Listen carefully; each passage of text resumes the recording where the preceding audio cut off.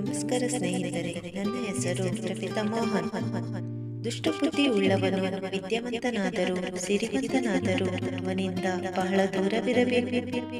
ಹಾವಿನ ಎಡೆಯಲ್ಲಿ ರತ್ನದ ಮಣಿ ಇದೆ ಎಂದ ಮಾತ್ರಕ್ಕೆ ಹಾವನ್ನು ನಮ್ಮ ಬಳಿಯೇ ಇಟ್ಟುಕೊಳ್ಳಲು ಸಾಧ್ಯವೇ? ಆದುದರಿಂದ ದುಷ್ಟಬುದ್ಧಿ ಉಳ್ಳವನು ವಿದ್ಯಾವಂತನಾದರೂ ಸಿರಿವಂತನಾದರೂ ಅವನಿಂದ ಆದಷ್ಟು ದೂರವಿರಿ ಸ್ನೇಹಿತರೆ.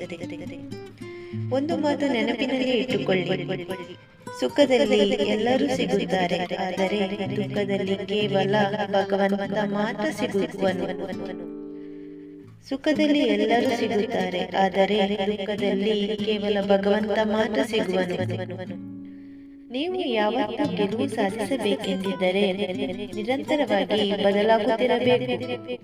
ಹಳೆ ಮನಸ್ಥಿತಿಯಿಂದ ಹೊಸ ಸವಾಲುಗಳನ್ನು ಎದುರಿಸಲು ಸಾಧ್ಯವಿಲ್ಲ. ಕಾಲಕ್ಕೆ ತಕ್ಕಂತೆ ಬದಲಾಗದಿದ್ದರೆ ಕಾಲವೇ ಬುದ್ಧಿ ಕಲಿಸುತ್ತದೆ.